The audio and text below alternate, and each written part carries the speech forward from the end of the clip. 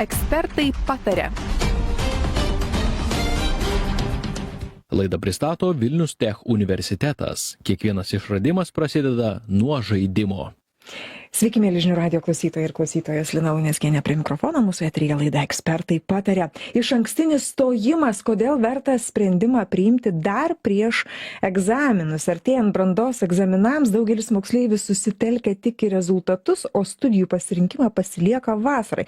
Tačiau ar tikrai tai yra geriausias sprendimas? Vis daugiau kalbama apie išankstinį stojimą, kuris leidžia užsitikrinti vietą dar prieš egzaminų maratoną. Nors daliai abiturientų tai vis dar kelia abejonių, ši galimybė gali tapti svarbiausia saugumo garantija. Apie tai kalba švietimo atstovai, kodėl išankstinis stojimas nėra įsipareigojimas ir kaip jis gali sumažinti stresą. Vienu įtempčiausių laikotarpių kalbame su Vilnius Tech stojančiųjų priėmimo ir informavimo centro direktorė, docentė daktarė Justė Rožienė, kuri pas mus šiandien studijoje. Sveiki, gerbiama Justė. Labą dieną. Tai pirmiausia, apskritai, kaip keičiasi stojančiųjų elgsena, ar vis dar dauguma svarbiausių sprendimų atideda vasarai, visus taškus ant jų susideda vasarą. Ką jūs matot? Taip, tai iš tikrųjų stebėdami stojančiųjų elgseną, matome, iš arti stebėdami, kad sąmoningumas didėja ir iš tikrųjų viskas pasiekiama padidintų kiekio komunikacija su moksleiviais, vykstant individualiai mokyklas. Ir štai jau netgi pasižiūrėjus išankstinio stojimo statistiką, jeigu prieš 3 metus mes turėjome tik 70 ketinimo studijuoti sutarčių, tai štai jau dabar turime virš 200, ar ne? Šiemet tikiu, kad jų bus dar daugiau, nes dabar vyksta stojimas, bet dėje tai nėra pakankama. Iš tikrųjų labai daug priežasčių yra, kodėl reikėtų stoti stojimu, domėtis iš anksto, kodėl prašymą bendrojo priėmimo sistemoje, kuri vadinama LAMA BPO sutrumpintai, reikėtų pildyti nuo pat jos atidarimo dienos birželio 1. Todėl, kad mums reikia pasiruošti neretai stojamiesiems egzaminams, žinoti jų datas, per tą sistemą jiems užsiregistruoti, jų nepraleisti, nes kitaip netenkame galimybės.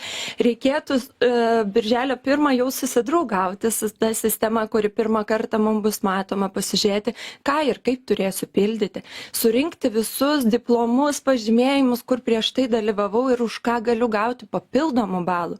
Na ir be abejo, jeigu tu stojimam ruošiesi iš anksto, išgirsti tą terminą išankstinis stojimas, kasgi tai, kada juo pasirūpinti.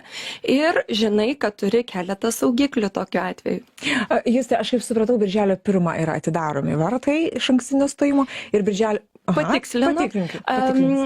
Išankstinis stojimas mūsų atveju Vilnius Tech jau prasidėjęs yra dabar ir tęsiasi iki birželio 15 dienos, o tikrasis nacionalinis stojimas Lietuvoje dėl visų valstybės finansuojamų ir nefinansuojamų vietų prasideda birželio 1, kai mes jau pildome savo prašymų sistemoje. Tai jeigu mūsų šiandien kas nors išgirdo ir pagavo, išankstinis stojimas, tai gali nueiti į Vilnius Tech ir tenais pasižiūrėti visą procesą, visą toliau eigą.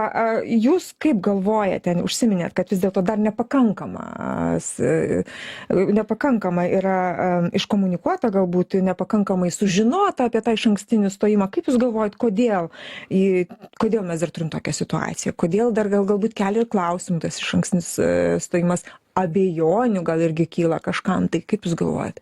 Tai tiesa yra tokia, jog ne visos aukštosios mokyklos šitą galimybę siūlo, tai yra individualūs institucijų sprendimai ir kai kurios neturi tokio dalyko kaip išankstinis stojimas, kai kurios turi, tačiau labai skiriasi jų sąlygos. Vienos institucijos dalinai kompensuoja kainą, kitos galbūt duoda tam tikrų socialinių rėmimų ar ne tiems, kurie pasirašė šią sutartį.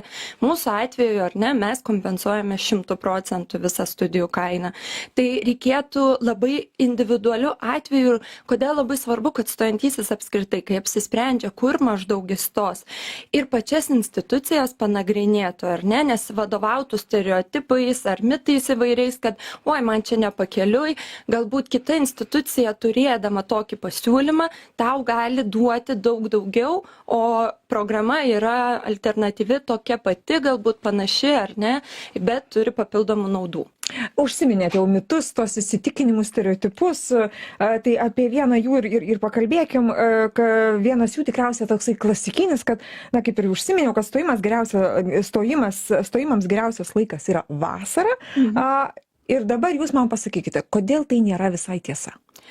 Todėl, kad numetant tą idėją, ar ne, kad vėliau aš pasidomėsiu, tik tada, tik vasarą tą darysiu, iš tikrųjų, na, mūsų, kaip sakyti, pastabumas visiems pasiūlymam, galimybė apie išankstinį išgirsti labai užsiveria. Ir mes užsisukame tik tai tos dienos kažkokiuose, na, temos išmokime, ar ne, egzamino dalies laikime ir nepagalvojam apie tai, kas, pavyzdžiui, stojimas tas išankstinis, kaip šiuo atveju stojimas, jis gali pasibaigti iki to laiko, kai kaip tik tu pradėsi apie tai galvoti ir štai žiūrėkit birželio 20 dar ir tai dar iš tikrųjų labai daug mokytojų, tėvų neteisingai patarė jaunimui. Sako, kad neskubėk, išlaikys egzaminus. Tada žiūrėsim, tik tai, ne tik, kad jau net apie išankstinę negalvoja, sako, tu ir lama BPO prašymo su savo pageidavimais nepildyk. Taigi, kągi tu žinai, rezultatų neturi. Labai blogas iš tikrųjų patarimas šiuo atveju, visada prašau šito nekalbėti suaugusių žmonių. Kodėl? Todėl, kad vėliau mes išgirstame istorijas verkiančių vaikų, kurie praleido stojamuosius egzaminus. Nors sistema, jeigu jie būtų birželio 1, bent jau vardą pavardę susivedę ir pradėję pildyti savo prašymus, nors jie ir ramus, kad ir išankstinį jau būtų pasirašę, tačiau sistema jiem automatiškai praneštų apie stojimo egzaminus, kada jie vyks ir juos užsiregistruoti, lieps sistema, ten neįmanoma realiai jau praleisti tuo metu. Tai labai daug dalykų nukelti į paskutinę minutę yra sunku, nes iš tikrųjų pamatom, kad pavėlavom į terminus. Jūs tai kai sakote dabar, aš teisingai suprantu, kad lygiai grečiai ruošiamės egzaminams, bet lygiai grečiai ruošiamės ir ateičiai savo. Stojimui. Stojimas yra toks nelengvas procesas. O taip, sprendimai dideli. Dar vienas toksai iš nerimų, tai išankstinis stojimas, kaip pasakyti, įkalina. Nu tai jeigu aš jau pasirinkau išankstiniam stojime kažkokį tai profesinį savo programą ar studijų ar kažką, tai jau viskas, daugiau niekur pajudėti ir negaliu. Kaip čia yra jūs tai iš tikrųjų? Iš tikrųjų netiesa, ar ne? Pabrėžkime, kad tai yra netiesa. Išankstinis stojimas dar nėra joks įsipareigojimas, kadangi jis, kaip minėjau, yra individualiuose institucijose skirtingas, kiekviena iš jų turi savo sąlygas, reikia jas perskaityti ir pasižiūrėti. Ir kaip sakau, aš netgi matyčiau, kad Lietuvoje yra tokia, gal man akmuo į mano daržą, kad šitą pasakysiu, bet yra galimybė iš tikrųjų stojančiajam, kuris neapsisprendė dar tarp institucijų ir jeigu dvi siūlo, galima su abiem pasirašyti sutartį. Nes ketinimo studijuoti sutartis, kurią tu pasirašai į konkrečią programą arba kryptį, priklauso nuo institucijos, savaime netenka galios, kai stojantysis persigalvoja, kai jisai savo prašyme nebevykdo to įsipareigojimo įrašyti į pirmų numerių tos programos savo prašymų sąraše, sutartis savaime nusitraukia. Tai nėra akmenį iškalta, ar ne?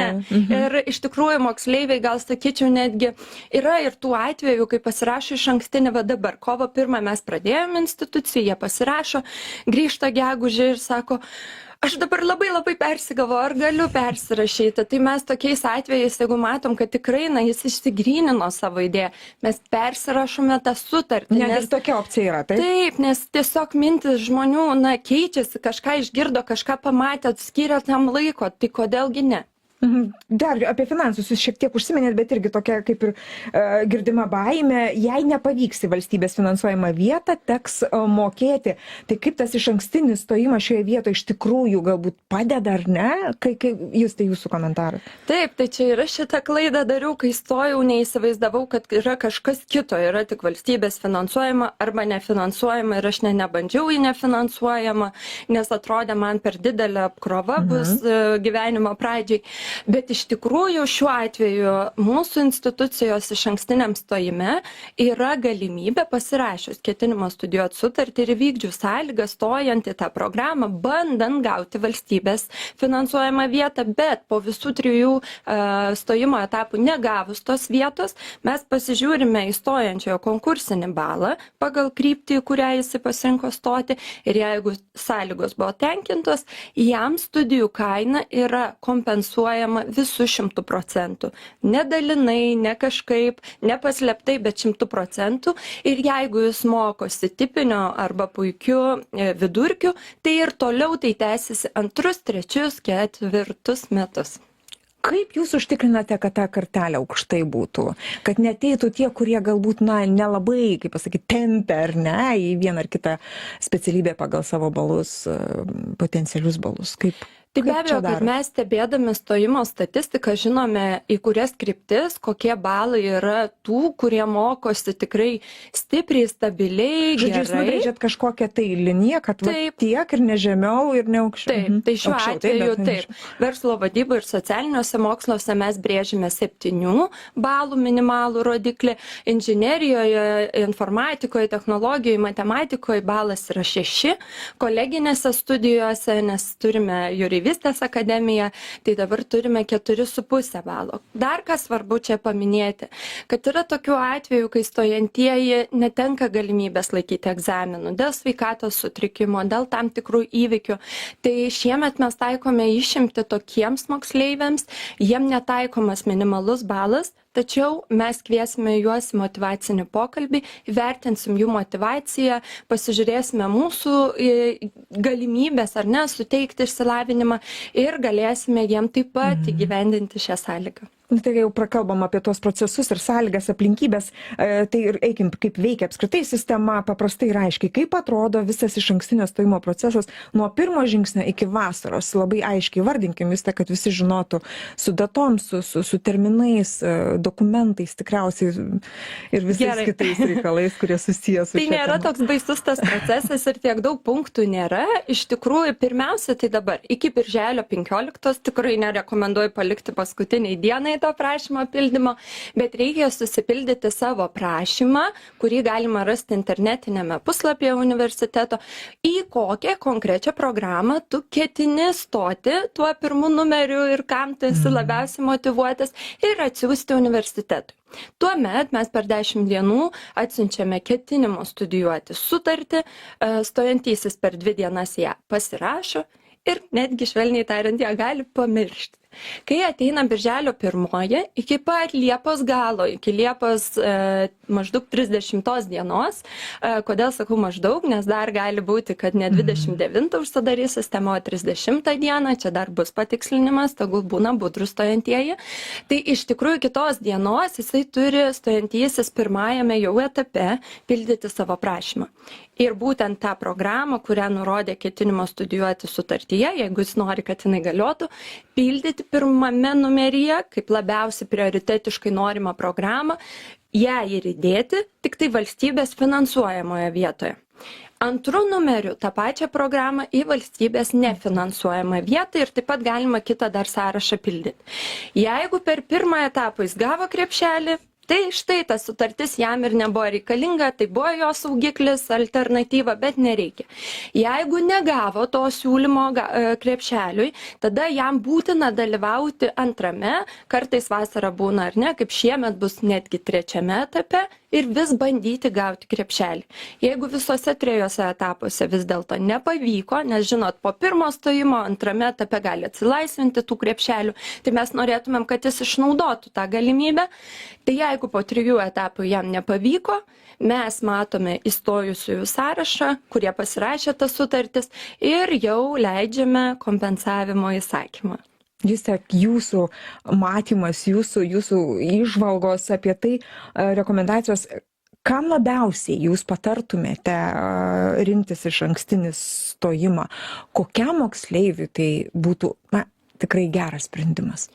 Tai iš tikrųjų kalbėčiau apie tuos, kurie žino, kas yra jų numeris 1. Žinau, kad tikrai sunku išsirinkti tą top labiausiai mylimą programą, bet jeigu jau pavyko ją išsigryninti, jeigu visa širdim tu žinai, kad tu tik ten nori, tai tada būtinai moksleiviui reikėtų apie tai galvoti. Taip pat moksleiviui, kuris galvoja, aš kaip ir neblogai mokausi, mano galbūt 11 klasės egzamino dalys yra tokios ar ne, sakykime, ne maksimumas, bet kažkas apie tai, bet bijau, kad galiu paslysti, bijau, kad mano rezultatas galbūt kažkurio egzamino bus silpnesnis ir kad tik nebūtų taip, jog aš surinkau per 100 dalį mažiau negu kitas, kuris gavo paskutinis krepšelį.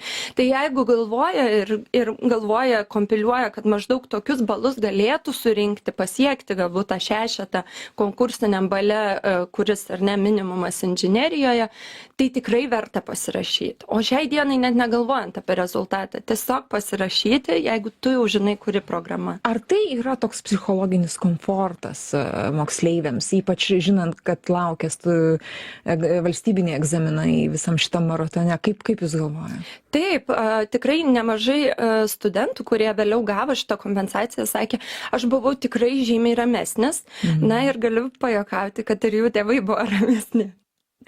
Ar šis planas B, pavadinkim jį planu B, netampa planu A? Kaip jūs matot? Nėra galimybės, ar ne, nes sąlygos pačios stojimo, jos pareigoja tave dalyvauti dėl valstybės krepšelio konkurse, tai iš tikrųjų negali būti taip.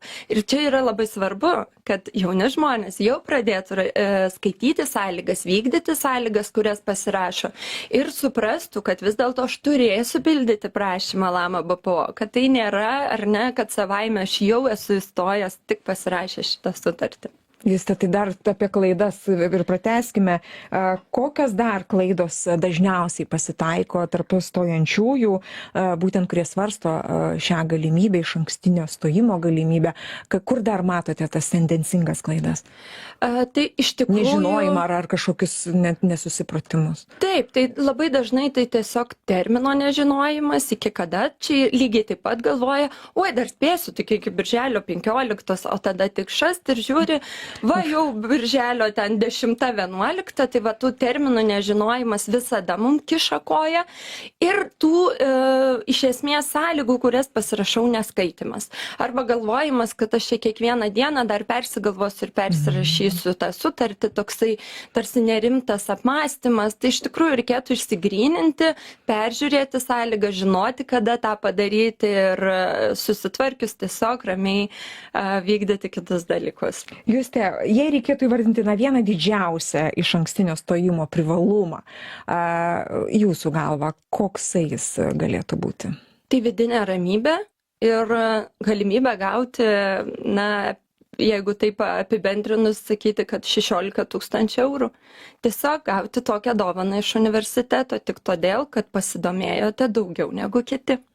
Juste, ką šiandien, jau mes daug čia pasakėm, ką turėtų padaryti, bet dabar rezimuokim, susisteminkim ir pasakykim 12-okams, ką šiandien, ir jų tėveliams, aišku, ką šiandien turėtų padaryti 12-okas, kuris svarsto apie išankstinį stojimą, bet dar dvejoja, taip, žingsnis po žingsnio. Iš tikrųjų, jeigu dar dvejoja apie konkrečią programą ir negali jos išsirinkti, tegul dar lukteli, tegul išsigrynina. Bet iš dangaus ta idėja nenukris, reikia dėti pastangas, reikia pasiskaityti modulius, kuriuos tu studijuosi, tos 8 semestrus tame dalyke, kad pajaustum, ar tai mano, ar skamba kažkaip keistai, ar nepatraukliai. Daryti savo paiešką, kad tu galėtum bent jau išsigryninti tą vieną programą. Ir jeigu renkiesi tarp 3, susidėti praktiškai į Excel lentelę ir palyginti, ar ne?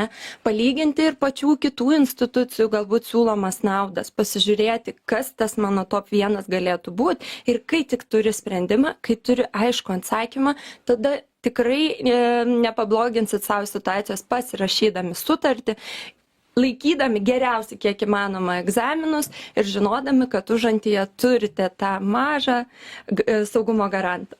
Tėveliams ką pasakyti, nes manau, čia irgi ta auditorija, kuriai įtin svarbu ir kuri įtin nerimauja dėl savo tėvų. Jeigu tėveliai šiandien išgirdo, tai galbūt leisti savo mažyliams ar ne, savo 12-okams pasidomėti tą galimybę iki galo patiem, tik užsiminti, kad, nežinot, mes pastebim tendenciją, kad neretai moksleiviai pamiršta tokią detalę, pasikalbėti su tėveliais, ar vis dėlto jūs turėsite galimybę, jeigu aš įrašysiu drąsiai į savo prašymę mokamas studijas, ar vis dėlto mes galėsime, ar aš turėsiu pats imti paskolą, ar mano tėvai galės man padėti, o gal jie susitars, kad turėsiu būtinai dirbti pusę etato, ar ne, dalinai ir panašiai. Tai turėti tą pokalbį ir pasikalbėti su savo vaikais, inicijuojant jų irgi pasvarstymą dėl atsakomybių naštos. Kągi, Juste, noriu dėkoti Jums už pokalbį. Žinių radijo klausytojams priminsiu, kad šiandien laida Ekspertai pataria. Pas mus svečiavosi Vilnius Tech stojančiųjų priėmimo ir informavimo centro direktorė, docentė daktarė Justė Roženė. Laidą vedžiau aš, Lina Luneckienė, o jūs ir toliau likite su Žinių radiju. Gražių Jums dienų. Laidą pristato Vilnius Tech universitetas. Kiekvienas išradimas prasideda nuo žaidimo. Ekspertai pataria.